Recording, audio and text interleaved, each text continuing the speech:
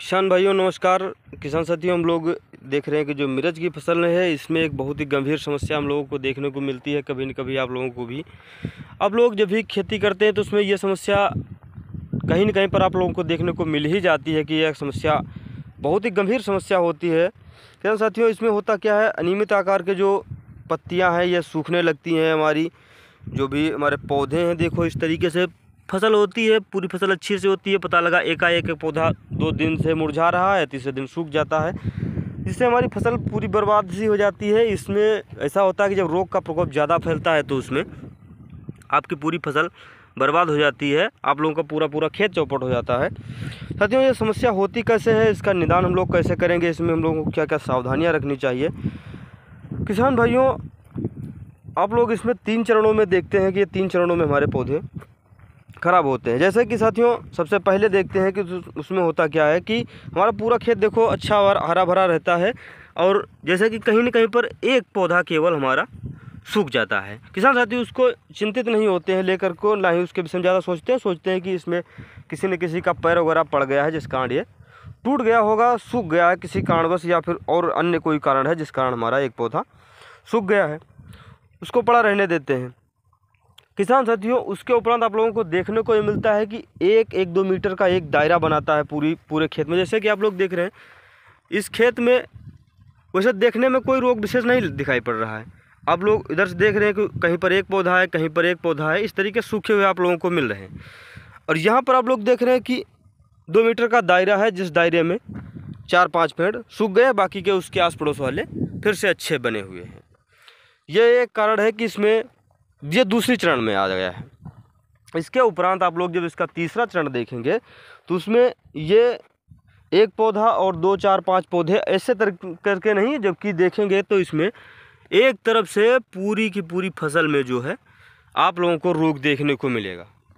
ये एक last stage पे होता है। इसके बाद में ये जो रेजिस्टेंस होता है ये ब्लास्ट हो जाता है।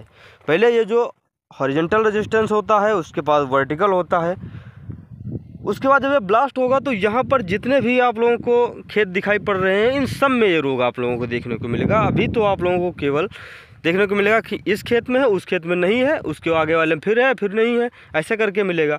जब इसमें ब्लास्ट होगा ना तो पूरी फिर इस वैरायटी में या फिर इस तरीके की फसल में पूरे में आप लोगों को ये देखने को मिलेगा कि एकदम से मिर्च की खेती होना बंद हो गई है। जैसे इस क्षेत्र के लिए ऐसा करके आप लोगों को मिलेगा। साथियों, ये रोग क्या है आप लोगों को जानने की बहुत इच्छा हो रही होगी। किसान साथियों, इस रोग का नाम है विल्ट। आप लोग समझते हैं कि उकठा रोग तो आप लोग जानते ही हैं, ये उकठा रोग है। उकठा रोग में पौधे पूरे के पूरे सूख जाते हैं, जैसे भी आकार में हो। जैसे कि यहाँ पर देख रहे हैं फल लगा हुआ है, पूरा पौधा सूख गया है। साथियों, उकठा रोग में होता क्या है, जो इसकी देख लो आप लोग, जो पौधे की जो जड़ें हैं, ये जड़ें हमारी जो भी पोषण जा रहा है इसमें वो पोषण नहीं पहुंचा पा रही हैं। जड़ों में एक जो है फफूंदी होती है, जिस फफूंदी के कारण ये रोग फैलता है। किसान साथियों, जड़ में 2 हिस्से होते हैं, एक जाइलम और एक फ्लोएम। जाइलम का काम है जल को ज़मीन से लेकर के ऊपर तक जाना और ऊपर से जो भी जल है उसको नीचे तक लाना। जो फ्लोएम है इसके अंदर से साथियों खनिज तत्व जैसे कि आप लोग या फिर जो भी उर्वर हैं ये जाते हैं ऊपर, या ऊपर से नीचे आते हैं। जैसे पत्तियों से आप लोग दिए तो जड़ तक आए, और ज़मीन में आप लोग खाद डाल दे तो वो ऊपर तक पहुंच गए। इसमें जो भी जाइलम वाला भाग है इसको फफूंदी ऊपर से काट देती है। आप लोग देख रहे हैं कि इसमें जो भी जड़ें हैं इनके ऊपर जो भी जो चोल चढ़ा होता है वो चोल नहीं है, या फिर है तो फिर सड़ चुका है। आप लोग थोड़ा सा जल्दी का सूखा हुआ पौधा देख लीजिए, ये अभी हमको लगता है 2 ही दिन पहले सूखा हुआ है। इस पौधे में भी आप लोगों को दिखा दे रहे, आप लोग देख रहे हैं कि इसमें अभी शुरुआत में है हल्की हल्की खाई फफूंदी खाई है, लेकिन अभी चोल बरकरार हल्का हल्का बना हुआ है ना। ठीक है किसान साथियों, अब किसान साथियों, ये हमारा सही कैसे होगा, मेन समस्या और मेन मुख्य बात ये रहती है कि ये हमारा पौधा सही कैसे होगा। तो साथियों, आप लोगों को बिल्कुल स्पष्ट बता दूं, जो भी पौधे इस तरीके से डैमेज हो चुके हैं या फिर हल्के फुल्के डैमेज हो गए हैं, वो इस अवस्था में सही नहीं होंगे, ठीक है। उसके उपरांत यदि आप लोग चाहते हैं कि आपके नए पौधे बीमार ना हो, तो आप लोगों को इसमें सावधानी रखनी है।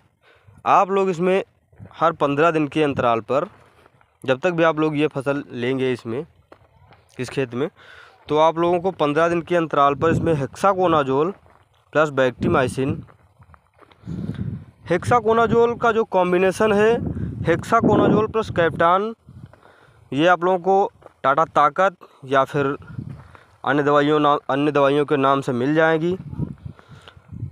इनको आप लोग लगभग 2.5 से 3 ग्राम पर लीटर पानी के हिसाब से मिला करके जड़ के पास से ड्रेंचिंग करें और साथ में पानी लगा दें।